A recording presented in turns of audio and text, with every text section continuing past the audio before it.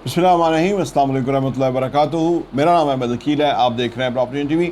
जो लोग स्टार्टअप शुरू करते हैं, इंटरप्रेन्योरियल माइंडसेट के होते हैं, वो उनके क्या जहन होता है, क्या सोच होती है, क्या अप्रोच होती है, क्या उनके प्लस होते हैं, किस वजह से वो नए नए बिज़नेस शुरू करते हैं और वो बड़ा दिलेराना फ़ैसला करते हैं। लोग तो छोटी छोटी नौकरियाँ लेके ज़िंदगी से छुपते छुपाते हैं, हाँ जी। और ये लोग स्टार्टअप शुरू करते हैं, नया बिज़नेस शुरू कर लेते हैं और यंग एज में होते हैं। 20 साल का बच्चा है और वो बिज़नेस कर रहा है और वो एक नई डायरेक्शन के ऊपर है, एक कामयाब इंसान है, आने वाले टाइम का अरबपति है।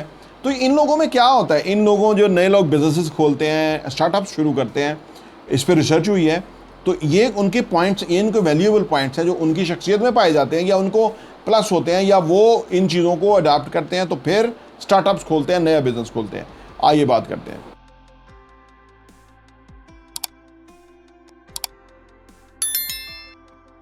Welcome back.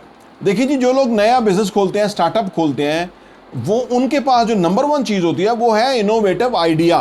अब आइडिया जो है वो कोई भी सोच सकता है जी, कोई भी आइडिया सोच सकता है कि जी ऐसा कुछ चीज़ होनी चाहिए कि हेलीकॉप्टर चलें और लोगों को अपने घरों की छत पे आ जाएं और लोग हेलीकॉप्टर में बैठें और वो फ्लाई करके अपने ऑफिस में पहुंच जाएं।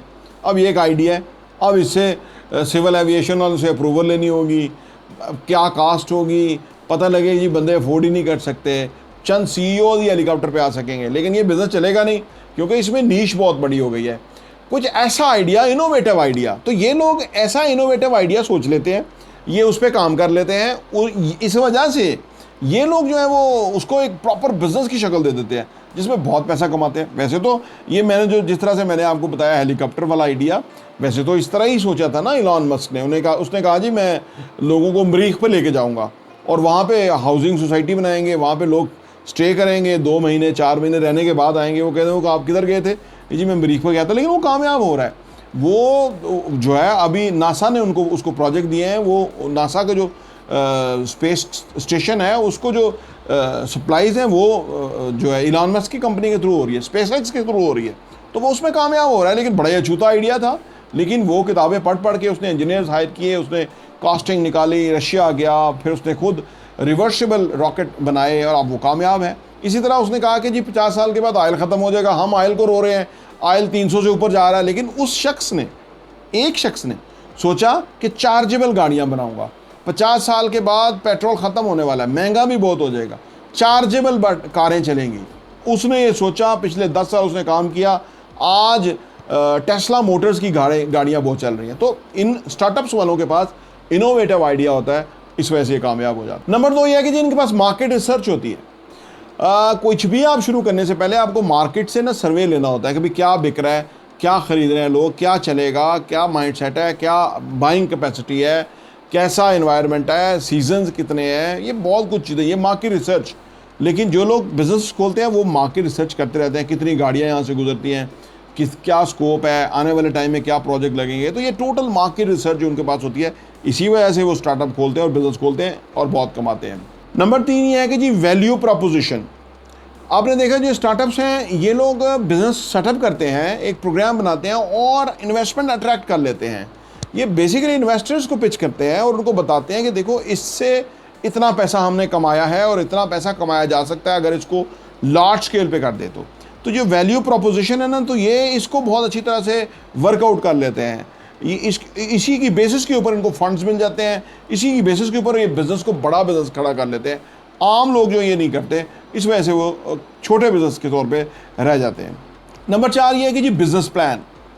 इनका एक बिज़नेस प्लान होता है कि बिज़नेस कब ब्रेक इवन पे आएगा, कितना इसके अंदर स्कोप है, कब ये ग्रो करेगा, किस लेवल पे कब हमने फ्रेंचाइज देनी है, उस लेवल पे खोलना है, आउटलेट्स बढ़ाने हैं, जो भी है, ये पूरा बिज़नेस प्लान किया हुआ होता है।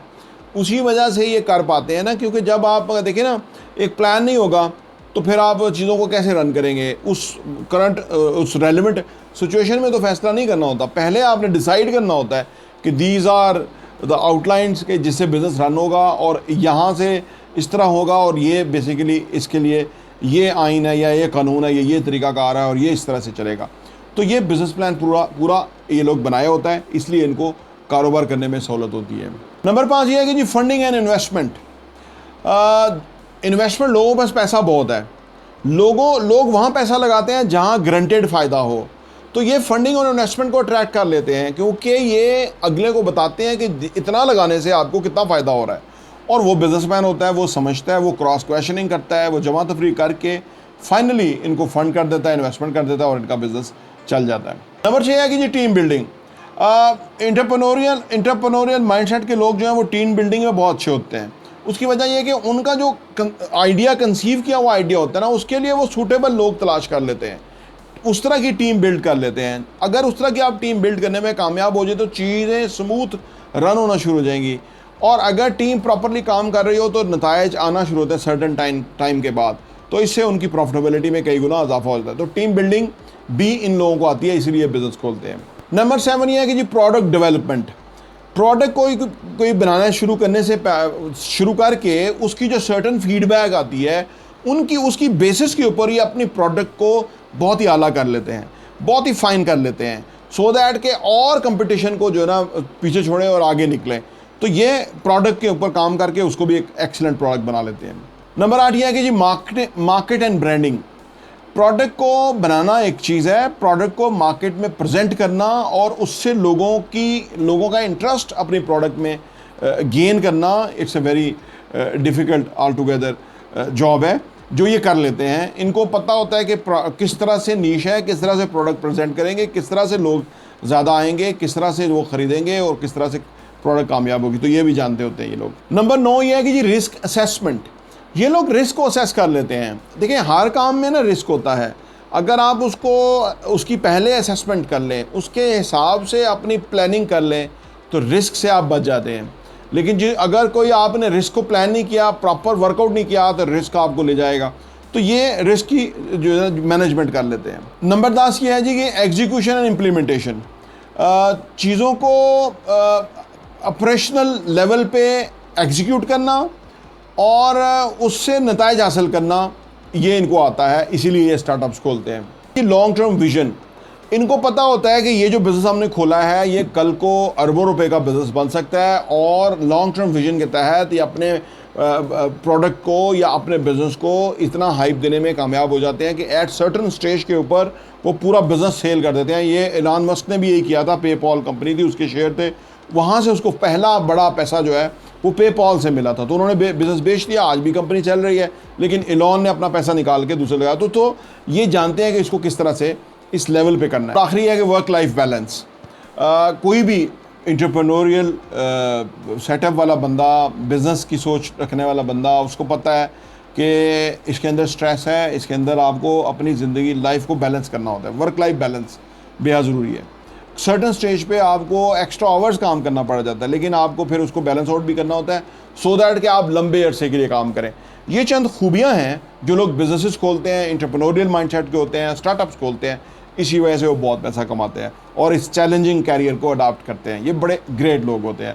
अल्लाह करे पाकिस्तान में ज़्यादा लोग बिजनेस की तरफ जाएँ, इससे पाकिस्तान ग्रो करेगा, पाकिस्तान के अंदर पैसा आएगा। देखिए हम दुनिया से चीज़ें मंगवाते हैं, दुनिया को पैसा बेचते हैं, डॉलर्स बेचते हैं। अगर पाकिस्तान से चीज़ें बाहर जाएं तो लोग हमें पैसा भेजेंगे, तो हमारे मसाइल हल हो जाएंगे। प्रॉपर्टी TV देखने का बहुत बहुत शुक्रिया।